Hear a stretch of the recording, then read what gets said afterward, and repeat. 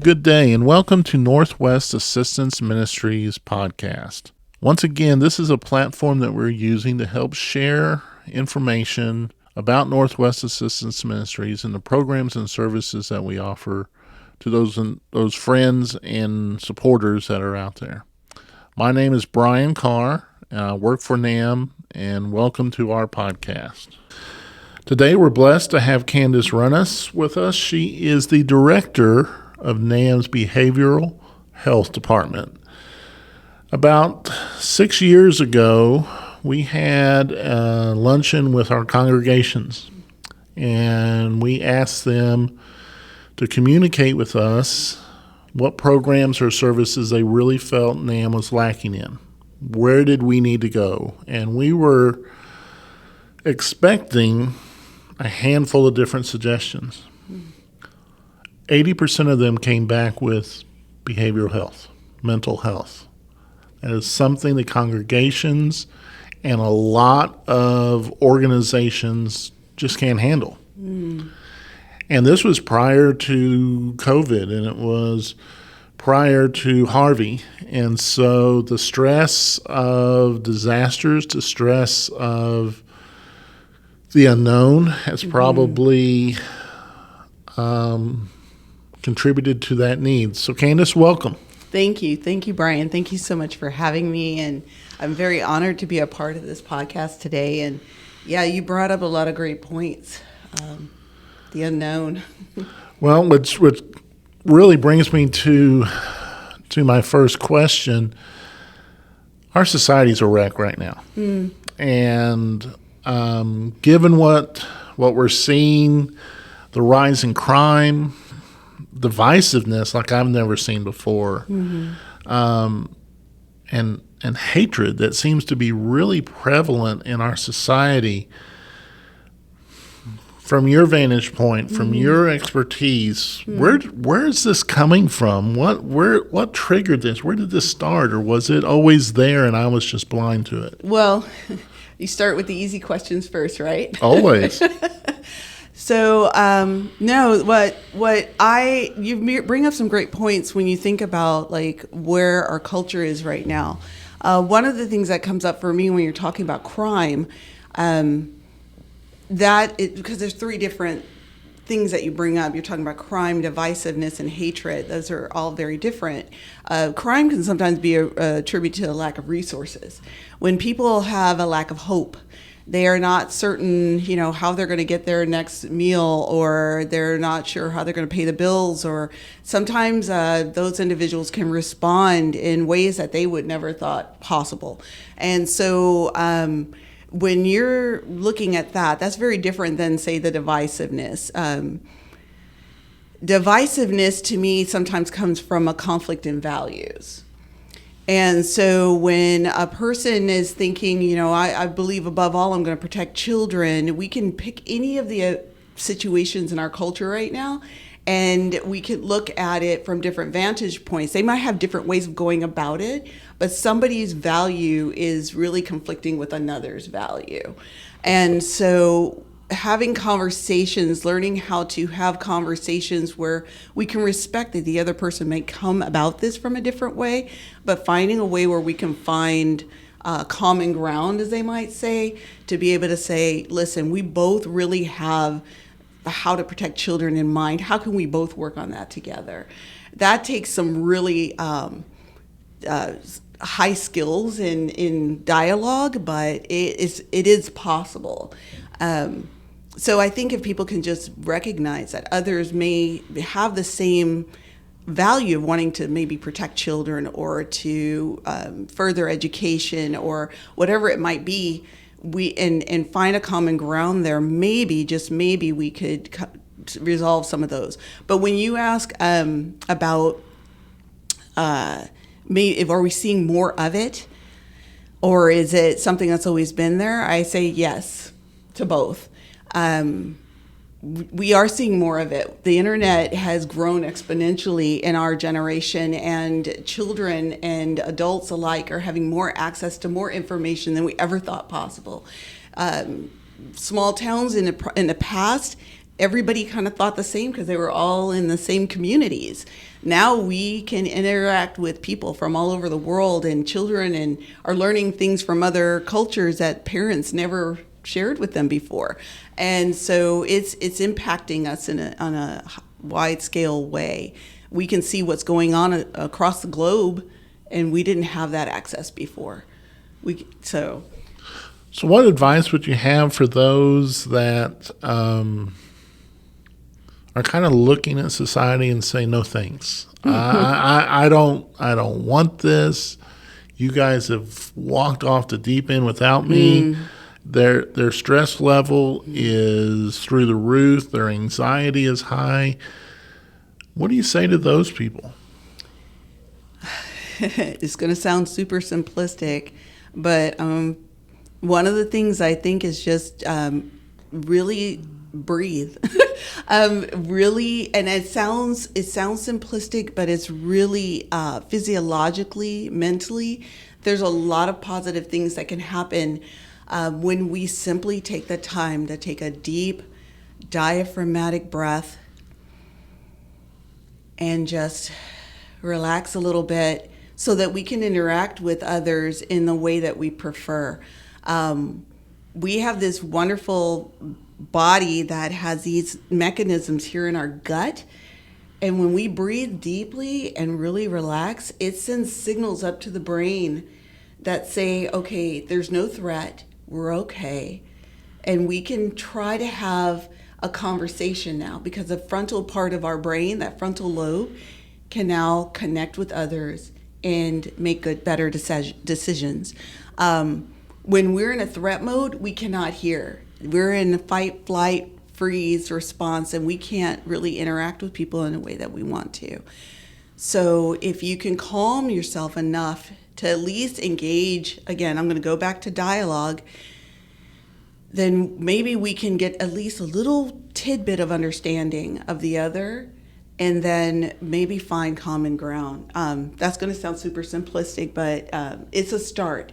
Another thing that I would say for people is, let me look here, ask for help. So if you are, when I go back to resources, or you say, gosh, I just don't understand those people, maybe you could find somebody from that group who is somebody that you're able to at least have a conversation with. I don't know. These are complex issues. We're not going to solve them in a few minutes, but it's somewhere where we can at least begin to start talking and understand the other. Well, let me get to something a little bit more uplifting then. Okay, thanks. May is Mental Health Awareness Month. Mm-hmm. And while, some of us say everything has a month, I think this is something that, maybe could use 2 or 3 months. But every day, I think mental health awareness is something that's important. I think we have been blessed with your leadership up here at NAM to be able to share some messages on our social media and throughout the staff. But what are some of the highlights that you're seeing from this year's Mental Health Awareness Month and some of the special messages that you would really like people to hear? Well, I've taken a cue from Mental Health America. Mental Health America was the one who actually originated this holiday back in 1949. So it's been around for about 74 years, something I learned. And right now, this month, they've been emphasizing to look around and look within.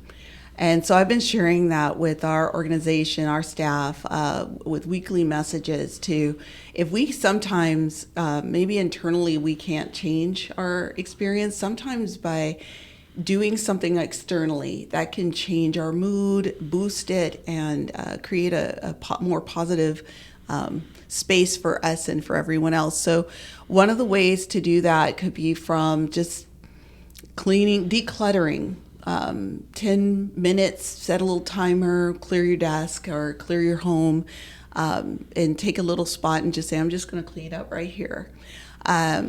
Another thing would be just to get outside. So that's what I'm going to be sending out to others. If it's sitting out on your front deck and just watching the wind blow, or taking a walk outside, those things can help. Putting a plant in an environment where it seemed kind of closed off. I am definitely not a decorating queen. I know I'm challenged there. I have a black thumb, but whatever little things you can do to, maybe you don't have to be responsible for growing the plants in your home, but you can go outside and sit in your backyard and look around.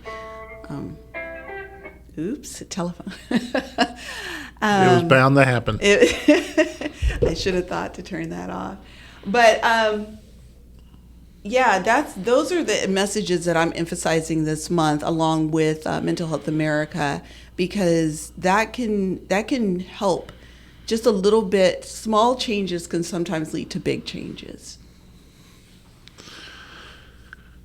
You've been here at NAM for a while now, and you've got a great program that is up and running for everyone. If you're interested in being a part of our behavioral health program for you or your family, please look at our website at namonline.org. There's contact information there. Call that number, make an appointment, and Candace's team will love to meet with you and visit with you. Mm-hmm.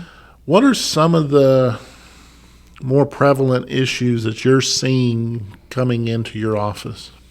Well, a lot of what you're talking about today, there's just a sense of overwhelm. People are overwhelmed. There's a lot changing very, very quickly.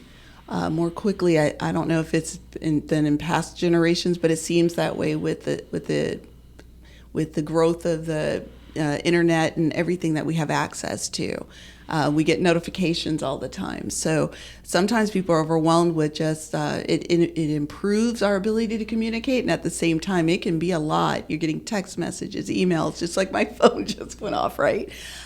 So we're getting a lot. And spam likely calls me a little too often.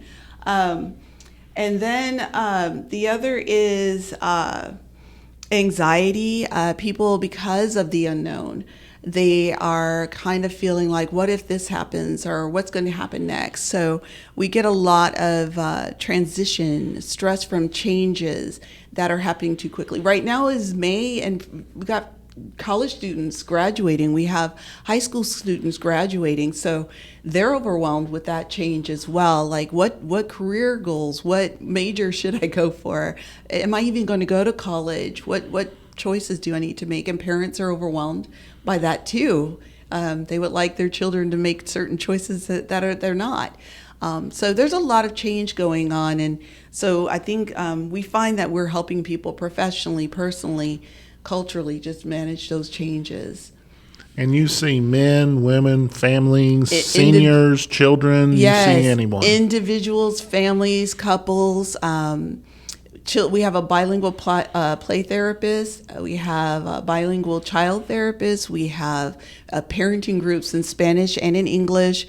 We have a child yoga class that happens every Saturday so that children can learn to emotionally regulate. They can grow, now developing those skills of mindfulness, how to manage stress and develop stress tolerance.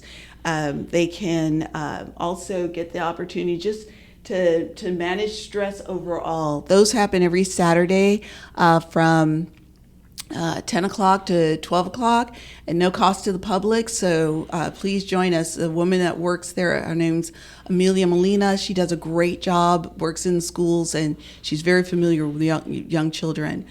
And I heard a quote. Yeah. And that one of the children that was in that program afterwards said, my brain feels like it's all together again. Yeah, in one place, yeah. I thought that was a really neat quote. I love that. It actually emotionally touched me to think that some of these children for the first time are learning skills that will help them for a lifetime. And that's really what mental health is all about, right? Developing the skills now so that when you do, because life is hectic, life is hard, but being able to develop the skills now to cope and to manage is going to be... It's going to be huge. for many of us. Absolutely. And it doesn't stop. Life doesn't stop and wait for you to get better. You're going to have to take a time out. You're going to have to take that time and make it a priority for you and your family. And once again, these programs are free. A lot of your clients are also recommended from the other program areas at NAM. Someone who may be going through some tough financial situations and is working with our case managers. Many of them will recommend the client come up and speak with you and your team. Yes. Yeah. What's wonderful about that is we also partner with the Learning Vocational Training Center to provide a workshop at the beginning of each semester for anxiety and stress and how to manage that, how to inventory your own stress response and what's going on in your body physiologically when that happens, because they're undertaking something huge in the midst of a lot of stressors in their lives, obstacles that they've come up against. They're embarking on a new journey to go and learn new skills, and being able to manage that anxiety and stress during that can be really helpful. But yeah, like you're saying, housing, sometimes people are, again, overwhelmed due to a lack of resources or whatever's come up for them in their life. And so when they can come to us and be referred to us and say, hey, I'm really struggling right here, can you help me? Sometimes just talking about that and getting it out is amazing. It can make the difference between success and another setback, right? One of the things I was thinking about is some of the things I've talked about, like breathing, engaging in dialogue with others, and all of that. If somebody is thinking, wow, I've tried that, Candace. I've tried breathing. I've tried, yoga. I've tried all these things, and it's just not helping. That would be the time for you to say, maybe I need to actually go and talk to someone. Family and friends will do the best they can, but many times they're simply thinking about how can they fix you so that you feel better. And I think our training says more like, let's process this together. Let's talk about the hard stuff. It's not going to hurt me for you to share that you're struggling, and I'm not going to feel responsible for that. And so I can listen differently, and I can help. Our team can help people to reframe or think about these things from a different perspective, to get a different view of it from to learn what's going on within you, and to find out what we can change inside, outside.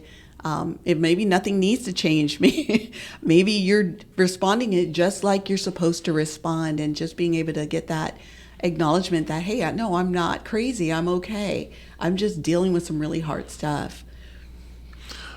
You mentioned a word that in my 7 years here with NAM that I've really learned is at the root of a lot of what we do. And because a lot of clients come to NAM hopeless. And if there's one thing that I'm proud that NAM in all of our programs to some degree work on, is to reaffirm that there is hope, that you're not alone, that we're going to stand with you, but nothing is permanent.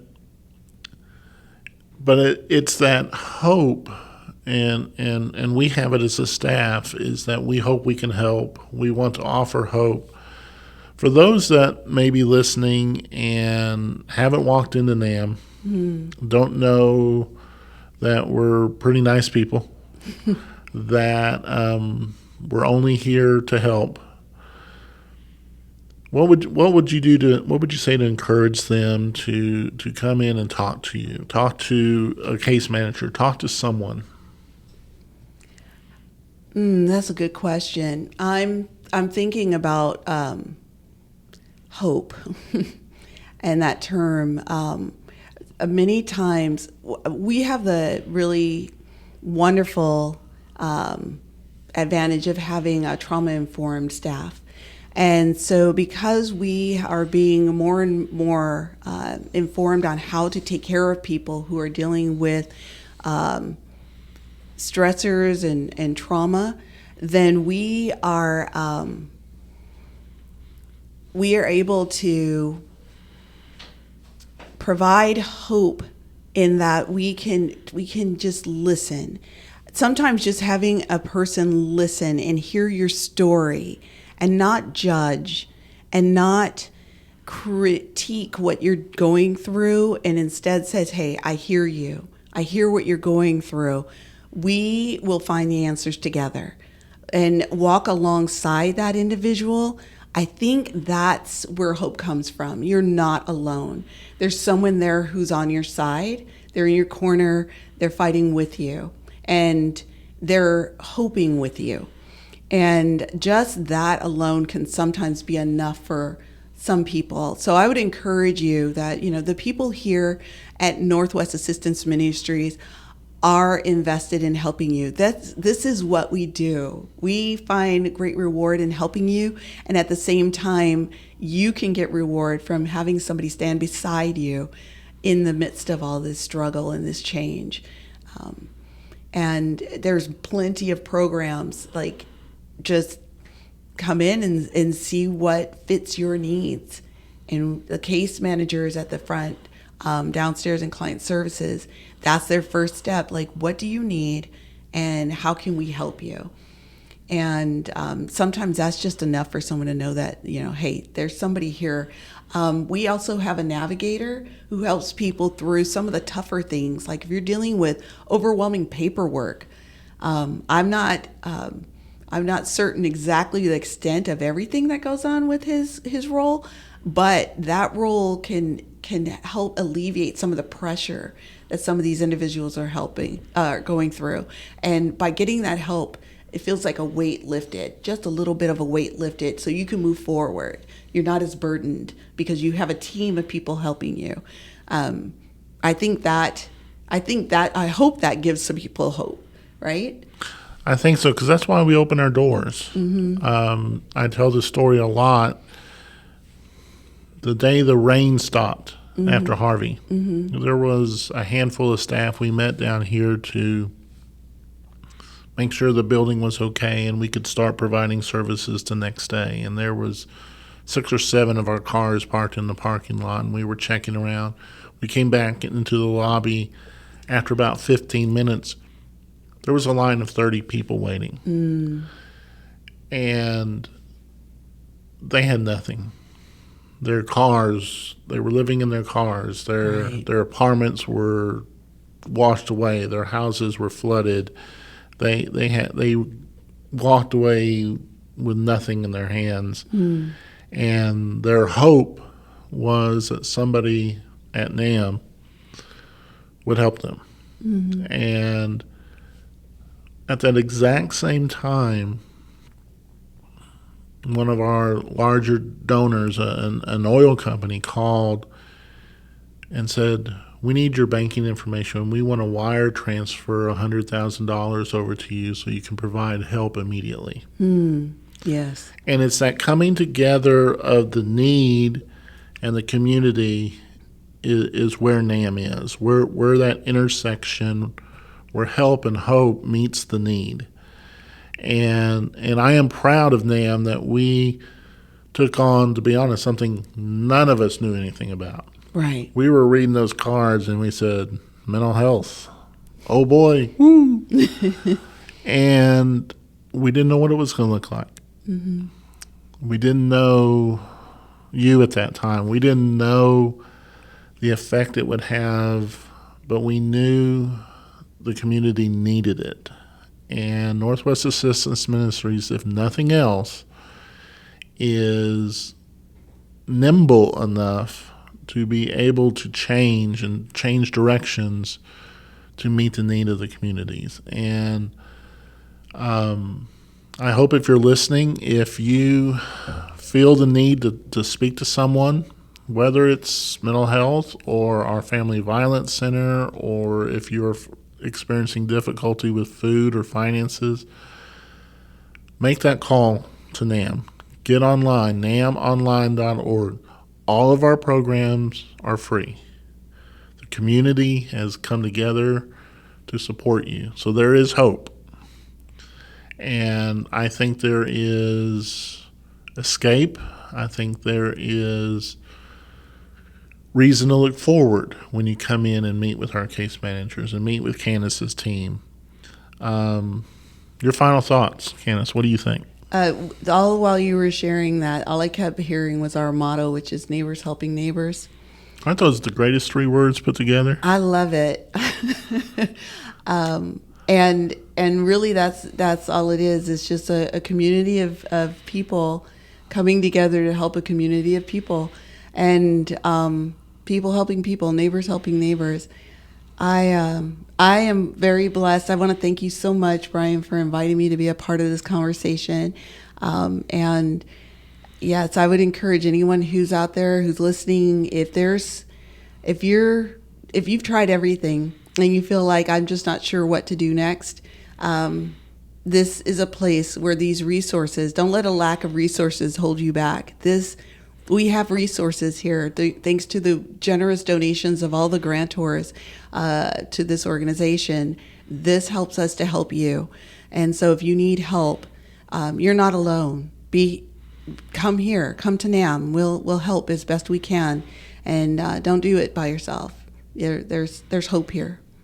Candace, thank you. Once again, namonline.org is our website. Whether it's mental health services or any of our other programs, you can get the information you need there, and don't wait. And we thank you for joining us and listening to this podcast, and we look forward to putting another one together very soon. Everyone, take care.